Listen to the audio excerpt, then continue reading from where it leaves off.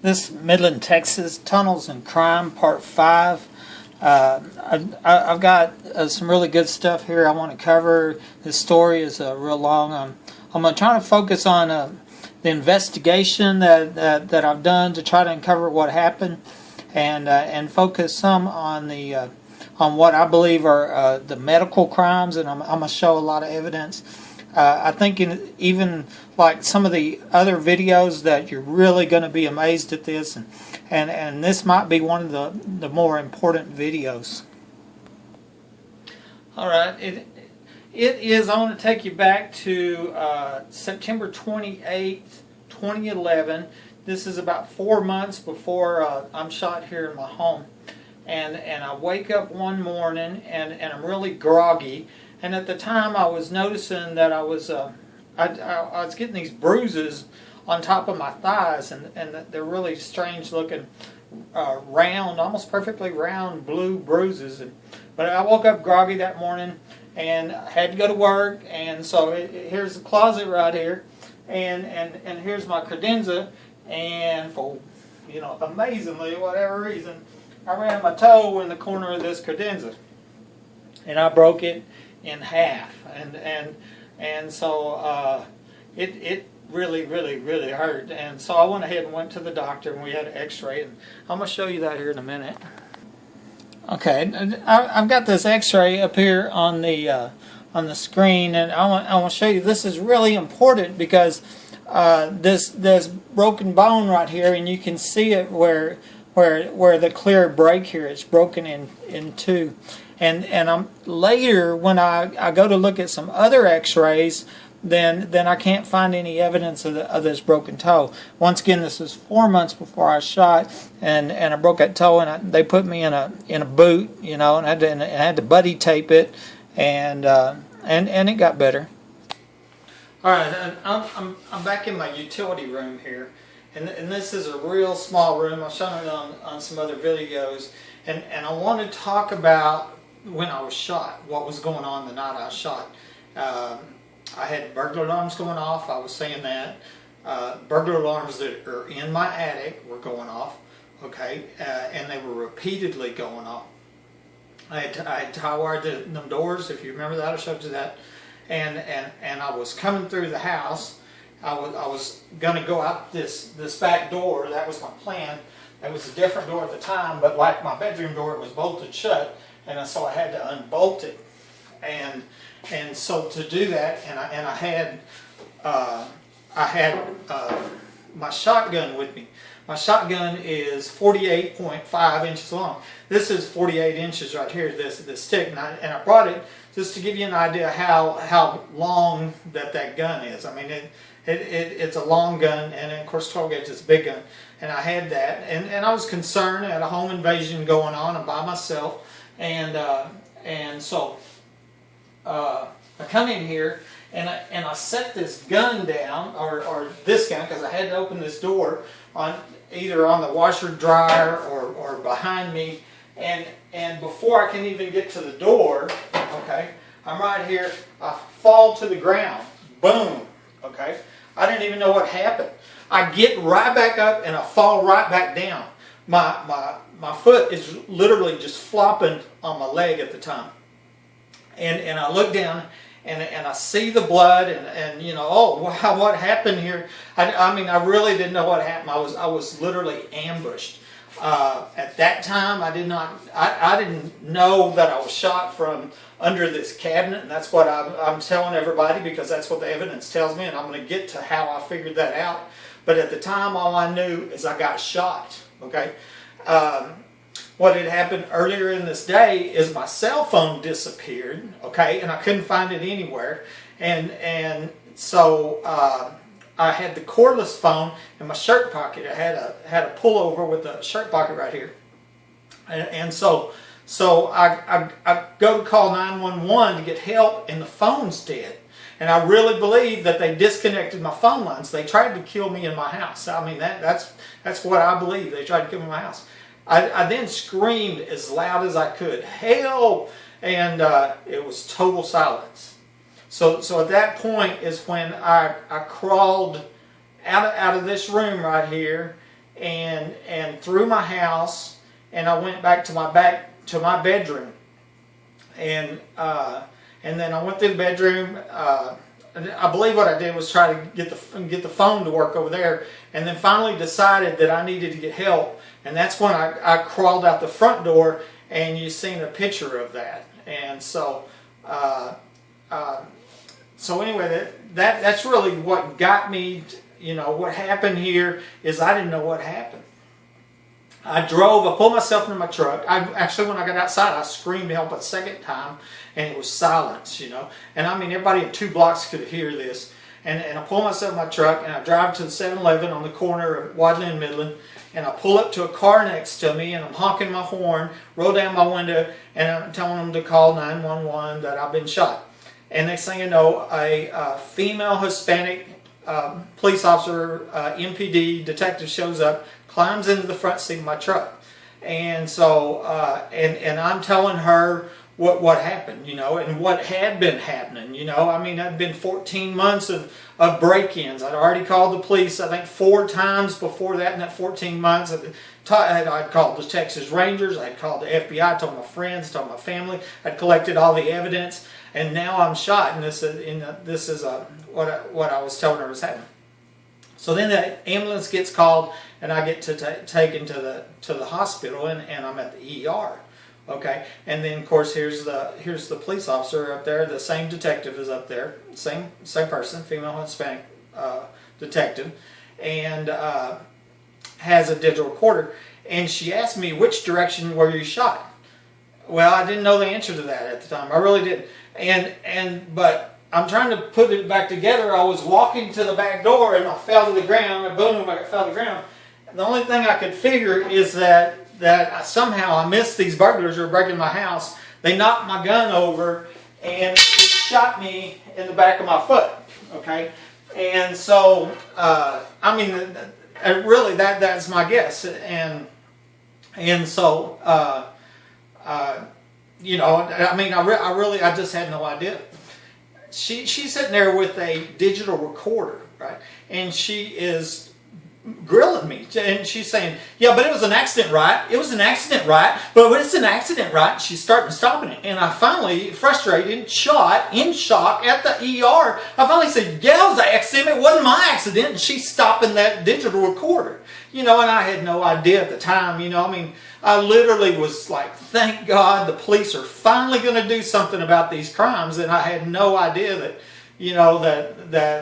any suspicion that the police would actually be involved in it. The other thing I said is, there's proof at my house. There's proof at my house.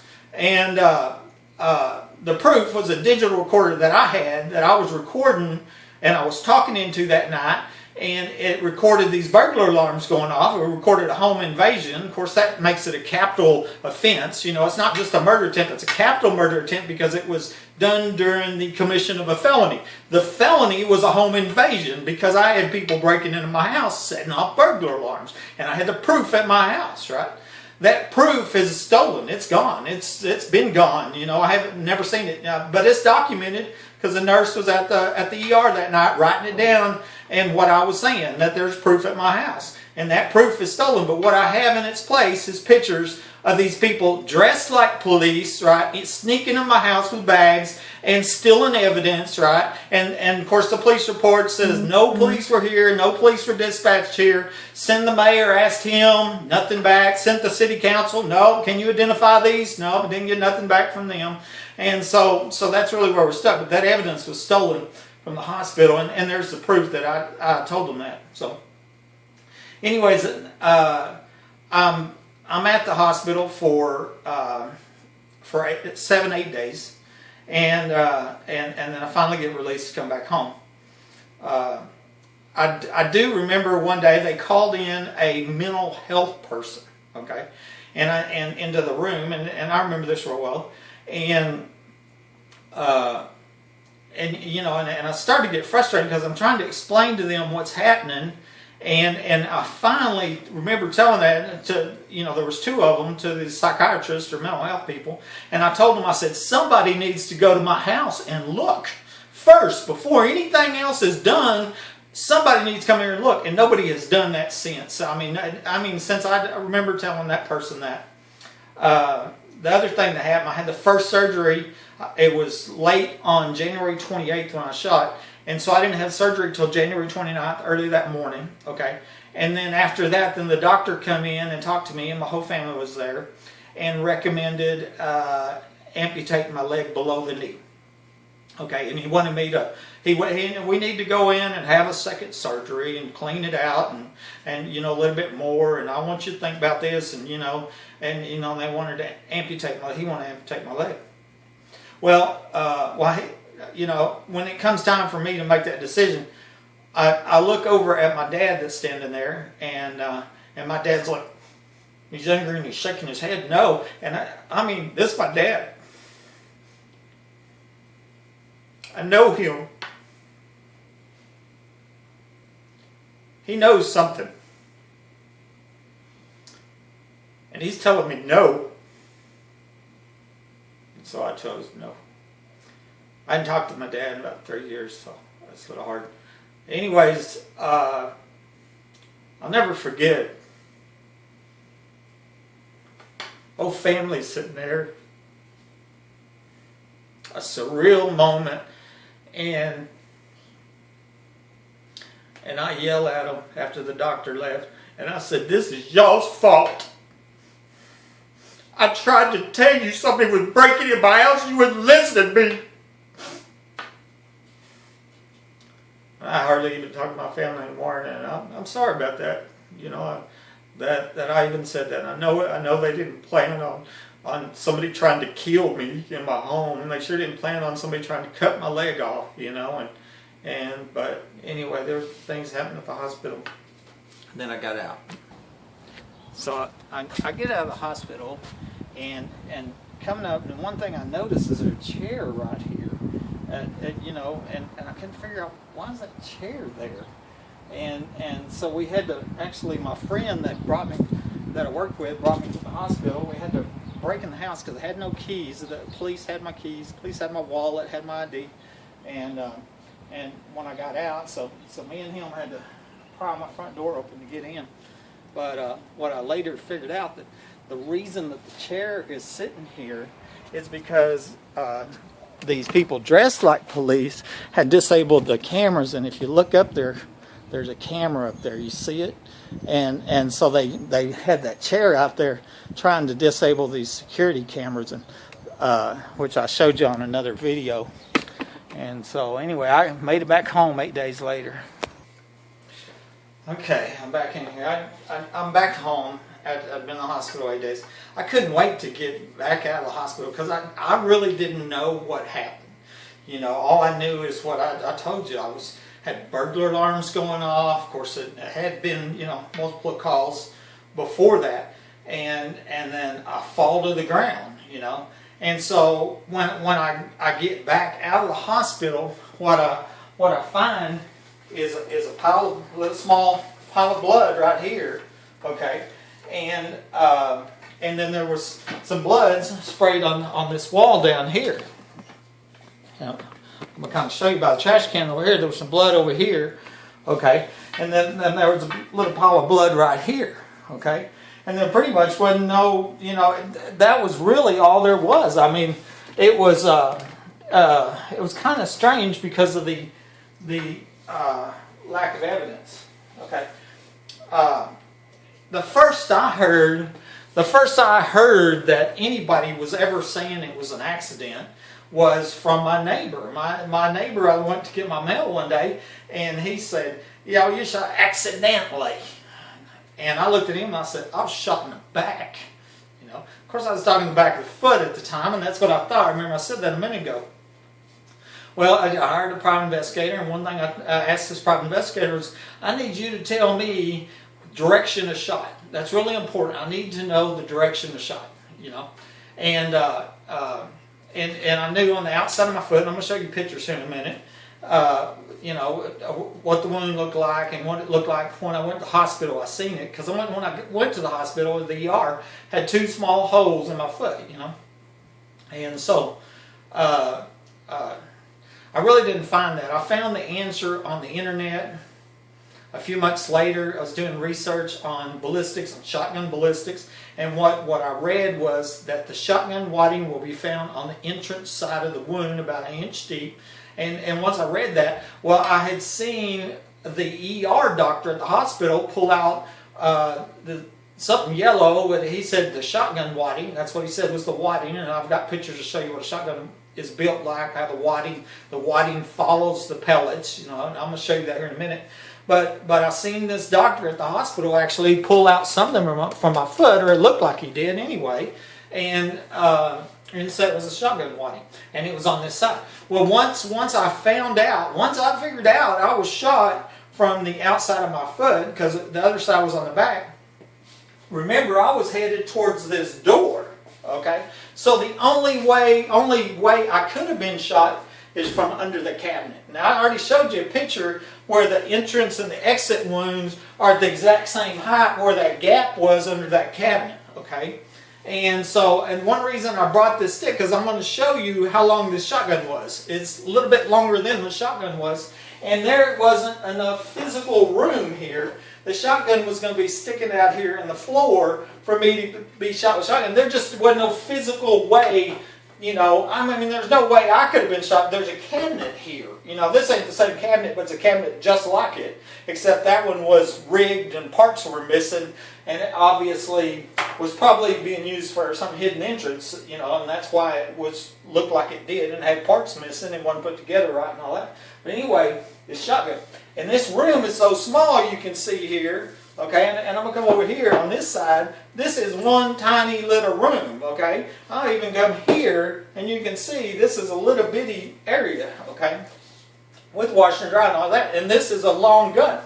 Well, what I seen that the police said, I'd heard from a neighbor, I accidentally shot myself, but then I heard a police officer say that I had booby-trapped my shotgun to the wall to go off when the door opens or something. You know, I don't even know what they're talking about. It's an absolute lie. There was no booby trap. And I mean, it doesn't make any sense. I don't know how you could booby trap a shotgun. I don't know why you would booby trap a shotgun to the floor in the first place. You know, nothing makes sense about that whole thing. It was a made-up story. You know, that's all it was to it. It was a made-up story. And there wasn't no booby traps whatsoever. What happened was I was walking that back door and I fell and I got shot without any warning, screamed for help, and nothing. That's part of the reason that I tell people that I was shot and left for dead. Because the people that shot me heard me scream, and they were waiting for me to die. They were waiting for me to bleed out and die, and that's the reason they cut my phone lines. And probably took my cell phone and then brought it back, because I found my cell phone, and I can talk about that later. Okay, so anyways, I wanted to bring that up about how ridiculous that is, and then none of it would even make sense. I don't even know where they could think it could be rigged out, and who would do that, and I just, all I know is it's a lie. All right, one thing I got to thinking about. One, I was in the hospital 8 days and taking pain medicine, and had a pump, but also they give me morphine shots, and they give it in the muscle, and a lot of times they give it on the top of the thigh, and so I had many shots, you know, because I was there and in a lot of pain. And one thing I noticed when I was in the hospital, I was getting these round, perfectly round blue bruises on the top of my thigh. And I had seen them before. That's the same bruises. I couldn't figure out how I was getting them. And remember what I told you, I was groggy, and I woke up and I broke my toe. And so I was going to mention that on the bruises. As I told you, once I figured out direction of shot, then I knew that I wasn't shot with my shotgun. I mean, I was positive about that. And so then I'm trying to figure out what I was shot with, because there's not enough physical room for a shotgun to be back there from where I was shot at. Okay, and so, but I kept seeing X-rays that had all these pellets in it, these shotgun pellets in it, and so I was going around. And I wasn't even telling my main surgeon. I was going around to these other to podiatrists, a couple of different podiatrists, and to my regular doctor, and I was getting some more X-rays, but almost each time I kept seeing the same thing, and it just didn't add up. I just couldn't. I couldn't put it together. How could I have, a foot full of shotgun pellets if I wasn't shot with a shotgun? And there just wasn't enough physical room. And so I believe I've maybe 5 different places, including even Lubbock. I went over there, and I kept seeing them. I'm at this one podiatrist's office, and I've got, if you remember, I broke my toe, and I have a foot X-ray 4 months before I shot. And so I carried that up there, a picture of that, up to his office. And we took an X-ray at his office that day, and he had it on a wall. And I'm going to show you a picture of that on the old style, light box. And had that X-ray up there. And he actually left the room, and I was up there, and I took my foot X-ray that from 4 months earlier with the broken toe that was broken in half, right? And you've seen it already. Put it right next to the X-ray that's my foot, supposedly, that had all these pellets in it right here, and I'm looking at it, and this foot over here, the one with the pellets in it, has no evidence of the toe ever being broke. You can see it real clear. That toe has never been broke. And my understanding of watching bones on TV is 1,000 years from now, they're going to dig up my bones and go, "Buddy broke his toe bone, his pinky toe in half." Yeah, I did. Yeah, I sure did. But whoever's foot that is didn't have a broken toe. So anyway, the doctor comes back in the room. And I called him on it. I pointed out. I said, "Here's the X-ray I took just 4 months earlier. Here's this one we just took. Where is that broken toe at?" Okay, and he started fumbling. Well, you can kind of see it right here. And he points out, and he went the opposite direction of the toe break. I was a little upset about this because all of a sudden it started making sense. How come I couldn't be shot with a shotgun, but I kept seeing these X-rays with all these pellets in it? Okay, so anyway, he said, "Well, let's get an MRI and see what we can do." Okay, well, let's get an MRI. We get approval, and I go down to get the MRI, and so the X-ray tech comes out, or the tech comes out, radiological tech, and I'm telling her, I said, "Yeah," I said, "I was shot, but I wasn't shot with my own gun." And she says, "Yeah, we'll see about that." And so we're walking back to the machine, and I'm telling her, I said, "Yeah, I was telling the old doc." I said, "Doc," I said, "I'm gonna take me a road trip somewhere in 500 miles, and I'm gonna find me a little ER in Podunk, and I'm gonna get me an X-ray, and when I come back, somebody's going to prison." And that radiological tech lost her voice. I've never, ever seen anybody busted so bad in my life. I mean, literally could not tell me how to get in the machine, not just for a few minutes. I mean, she lost her voice. Couldn't talk, right? It took her voice away when I told her that little story that I'm going to go out of town and I'm going to get me an X-ray. When I get back, somebody's going to prison, okay?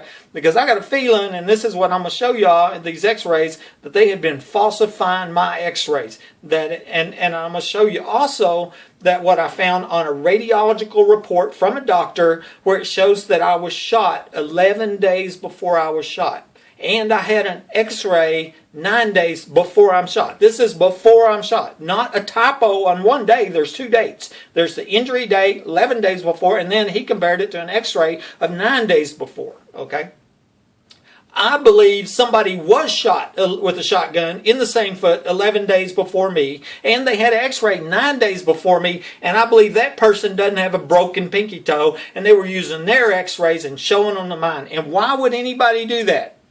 Because they wanted to show I was shot with a shotgun to make this into an accident when it wasn't an accident, when it is a premeditated murder attempt. That's my belief right there. And the way I look at it is I still got this foot. Okay, and so if I get an x-ray in 50 years and one single lead pellet dissolved in 50 years and lead doesn't dissolve, right, then somebody falsified some x-rays. That's how I look at it. And I really want other people to look at it, take it sense, because if I'm right about this, I don't think I'm the only victim of falsified x-rays. I mean, it opens the door to medical fraud, insurance fraud. You know, you went in there and they seen a little spot on your lung. Well, maybe it wasn't your lung. You know what I mean? I mean, it really opens up the door to just nightmares, horror. You can't even imagine. And I'm going to show you some pictures of what I think happened to me. And so that's kind of the story on how I progressed to start figuring out that these x-rays were falsified. And a couple months before I'm shot, this person who's a nurse and worked at a cancer facility, worked at for a heart doctor, worked in a hospice. You know, I think what we call RN, so it's a qualified type nurse, good nurse, and but told me in confidence, with 100% sincerity, and whispered it in my ear in this house. And there's a reason that you'd whisper in my ear in this house, and said, the secret is a group of doctors are killing people for profit. Now, I'm a third party, but I'm telling you, this person told me that, and I believe it. Okay? And then I'm saying, look at my medical records, and if they're falsified, I got a feeling that same group of people might be the same people that were involved in falsifying my x-rays. And maybe I was being turned into profit. I don't know. You know, just here last week, you get this guy, right, that murders a heart doctor over in Odessa. That's interesting. And then, you know, me, I'm wondering, I wonder, you know, is that related? And then there was allegations of money laundering, you know, and is that tied into the crimes around here? I don't know. But, you know, I think it's real important that I put that out there in the public and you know, instead of me being ignored with my name's been smeared and my reputation and all the lies about, oh, he's crazy and paranoid schizophrenic. We're nothing but lies to cover all these crimes up. Somebody needs to listen to me, especially if we got people falsifying x-rays and cutting body parts off people. My doctor, as I already said, recommended amputation. Every single time I saw him, up until the last time I saw him, 4 months later, and we were taking the wound vac off, and that's the only time that he didn't recommend amputation. But the surgical assistant did, and that's the last time I saw him. You know, and I think you listened to. Have you heard the video with my insurance company recently? And I told them on the phone, he probably still wants to cut off my leg. Because I told them in some of my other videos, I believe my leg is evidence. It's not evidence of a capital murder attempt, and these are the reasons why. But it's also evidence of falsified x-rays. And then we have the pictures where I have a big hole cut in my foot, and I showed you the other day a picture of that.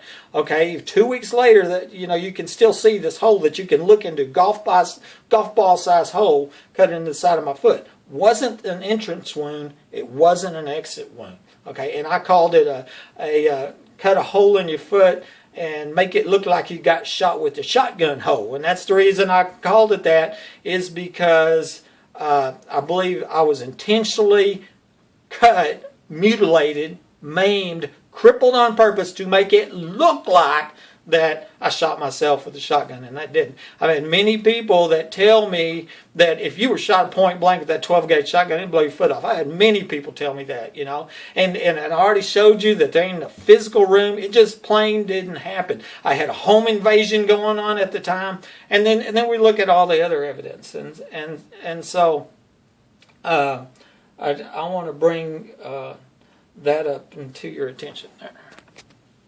All right. I check my notes here. I've got some notes. But I had the nurse come over, okay, after I was shot, okay, and so there was a couple things that were said there. One of the things that was said, actually before I shot, and which is related, it's not related to the medical side, but I had been told earlier, and I think I said this already, that this person told me, if there is an underground facility, then it would cost millions of dollars, and these people wouldn't want to give it up easily. And that was said to me as a threat or as a warning, and I took it as a warning because I believe this person knows, and I believe there is an underground facility.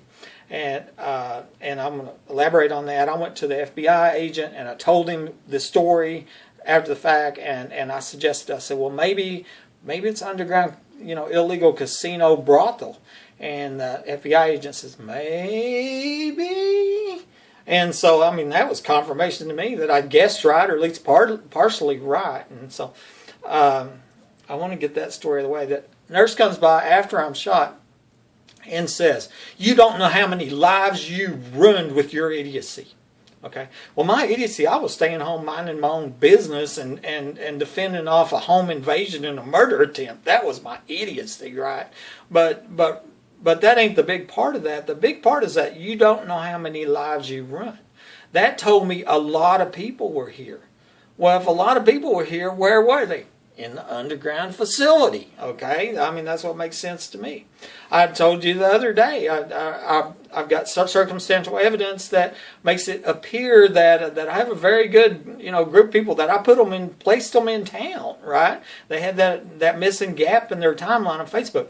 And I think these are people that were in the underground facility, okay? And so I've got a short list of possible suspects that were, I say suspects, maybe there were witnesses. If they're witnesses, they come forward, right? And if they don't come forward, then they're accessories. That's kind of how I look at that.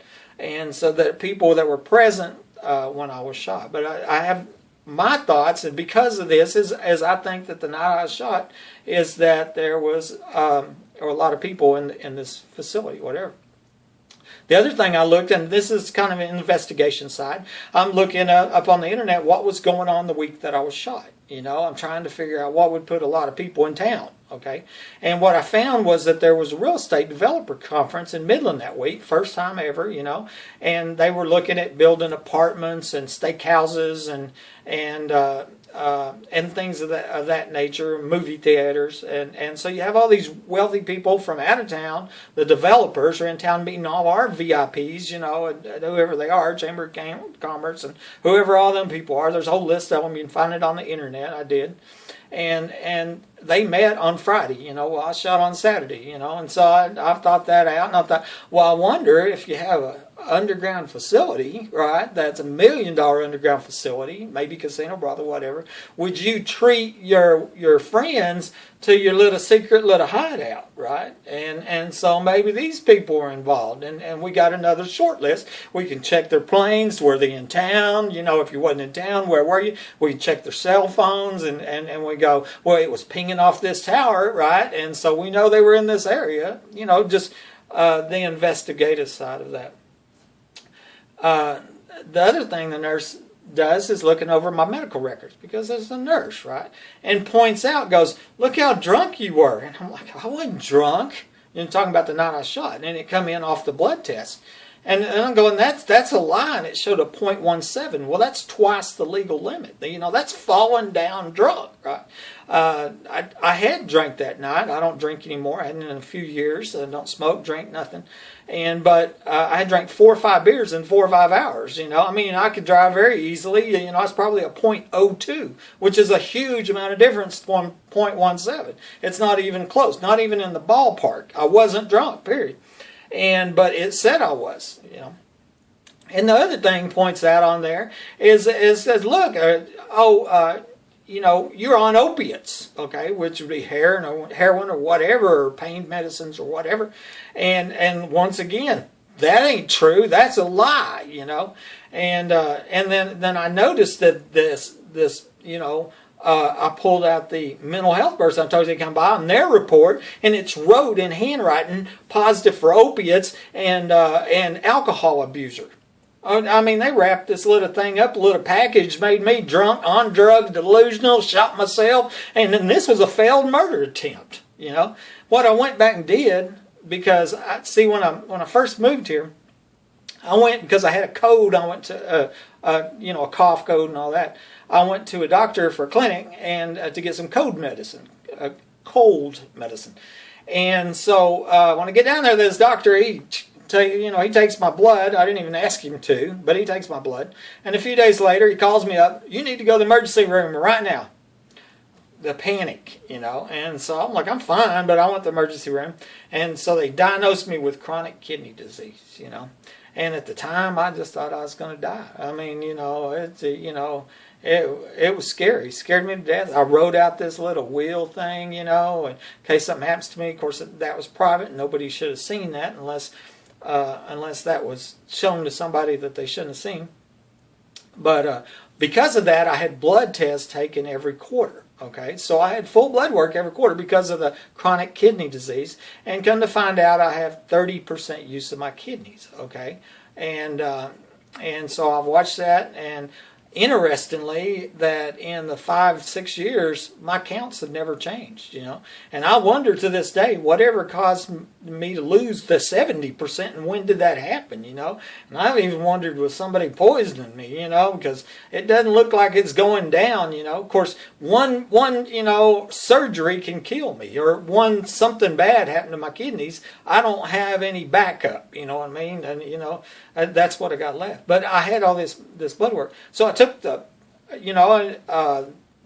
blood protein levels from all the previous tests, from probably 5 to 10 different tests, and I compared them to the blood protein levels from that test from that night of the hospital. Remember, I already knew that was false readings. I knew I wasn't drunk. And so I compared the blood protein levels from previous tests to when I was at the hospital, and it was real easy to see it wasn't my blood. Somewhere they switched out blood with somebody that was drunk, and I guess maybe on drugs. I don't know. And so that explained that false reading. Okay, I don't think it's an accident. I think it goes along with the x-rays and everything else. The other thing that happened is using the medical reports, I see where I was given a shot. Okay, with morphine for pain, much needed because I'd just been shot, right?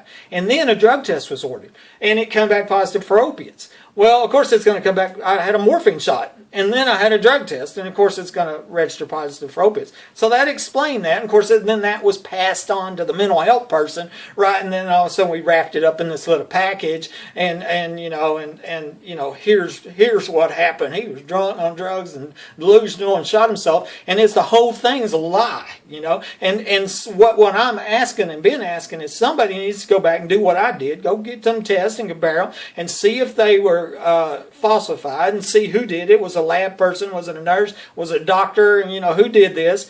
And verify this, because if it's happening to me, it's happening to other people. If these x-rays falsified, it's happening to me, it's happening to other people. And this is important. It's a public concern for our health. We all share the same hospital doctor facilities. And so anyway, that explained all the false positives there. All right, and I'm pretty much wrapping it up here. Some of the things I did, of course, disability insurance. I tried to go back to work. I got a return to work permit, and my company wouldn't allow me to, and put me on long-term disability. And I've got some other videos with the insurance company, which I will say that went back and changed their mind. Proved my disability just within the last couple of days, which is really good, because I can eat. But that's a limited fixed disability income, only a portion with no benefits off my original income. It still cost me thousands of dollars, and still left crippled. But what I want to say is that I sat down and wrote a letter to the Social Security, okay, and of course, my disability is from a private company. That's insurance I paid for. That's not, we're having to go to work, pay for buddy, Oh, no, that's not. This is a private company in case somebody breaks in my house, points a gun at me, pulls the trigger while I ain't looking. That was what that insurance is for.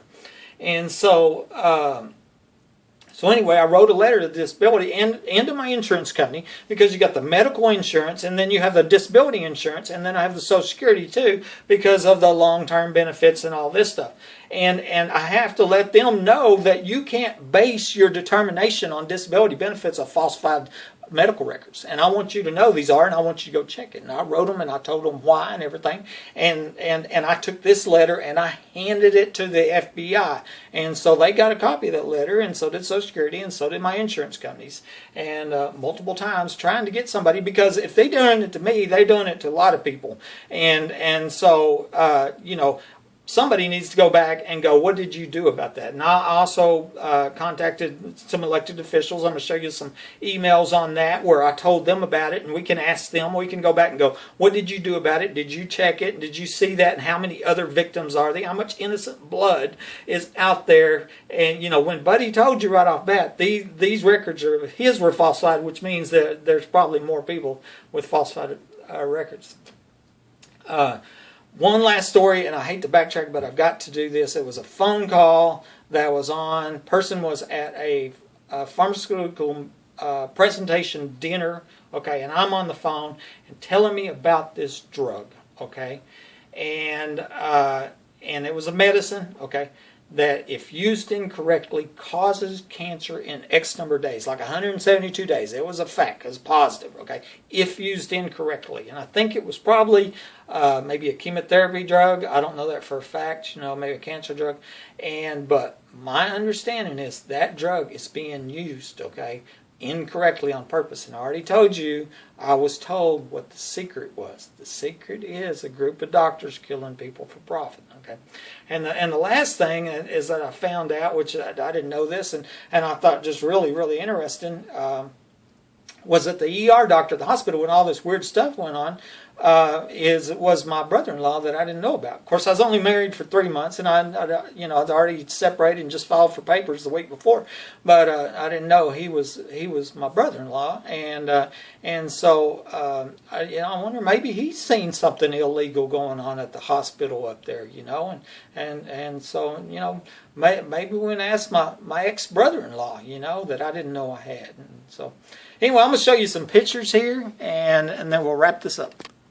Okay, I'm going to go through and I'm going to talk about some of these pictures, which I think this is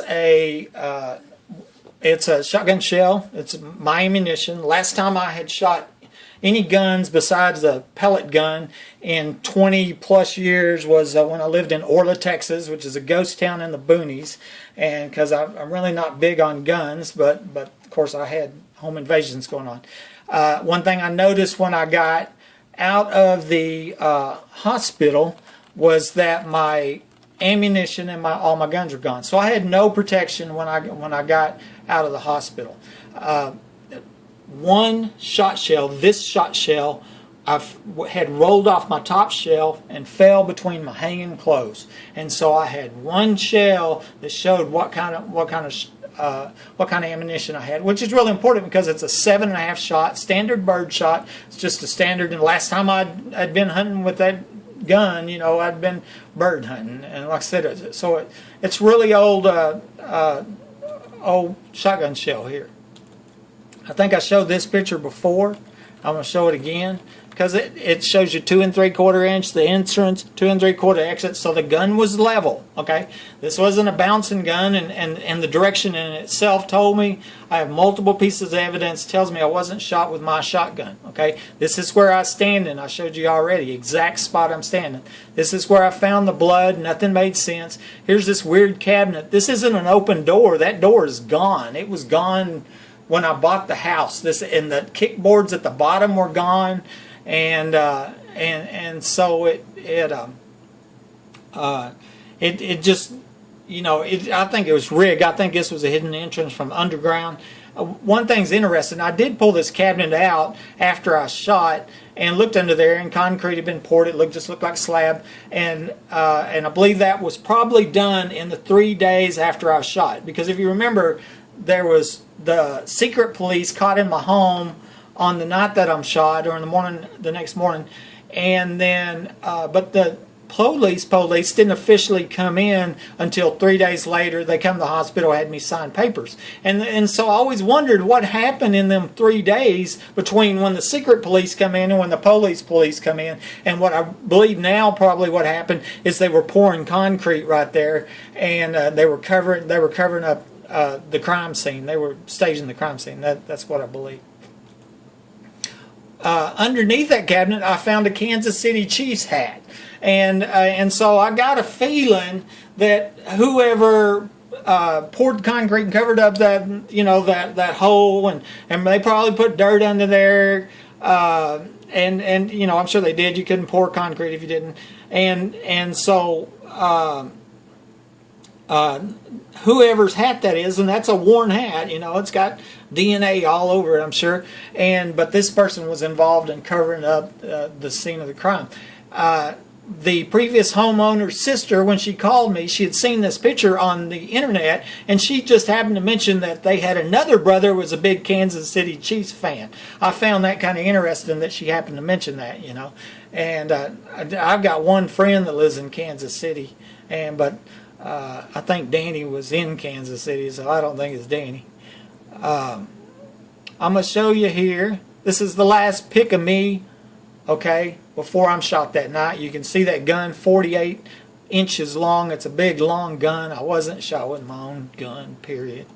Okay.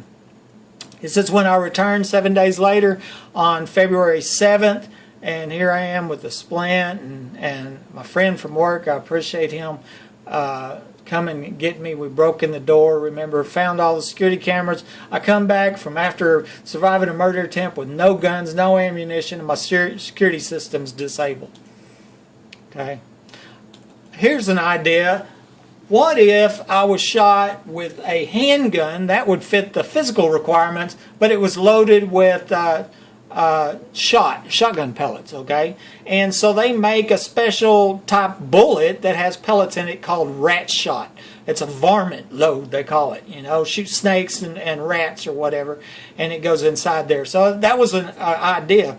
And I'm going to show you in a minute where in the surgical report the doctor said that he removed a large amount of plastic, okay? And a large amount of plastic doesn't come from a shotgun shell, okay? You have the wadding, of course, like I told you about that it looked like that my brother-in-law had removed the wadding and at the hospital, and he either did or it was a sleight of hand, one or the other. But the question is where did that large amount of plastic that was in my foot come from? You know, was it this, or it's encapsulated in plastic? I don't know. And did they buy special ammunition to make it look like a shotgun? I don't know. I don't know what I was shot with, you know. And so there's still questions. This is the Remington gun that I owned. I don't have it. I don't have any guns. The police took them. 48.5 inches. I told you that. I wanted to show you that. There's the one I already showed you. Okay. This shows you the construction. Here's the shot, okay, or the pellets. Here's the wad. Here's the powder, and here's the primer. Okay. So what happens is the wadding follows the pellets. Okay. So that's how come the wadding gets stuck on the entrance side. The pellets go through, and the wadding's behind it. Okay. And that's how I figured out direction of shot. Okay. This is really important because here is the lab report from the hospital. See, it says Webb, 0.3 centimeters, which comes into 0.305 millimeters. This is shot size, okay? And that's a number 5 shot per the lab report. And when I just used what the lab took from my foot when they removed it, okay? Here's my ammunition, standard old shotgun. This is real standard size and everything, and shows you here. So we're 2.5 sizes different, and that's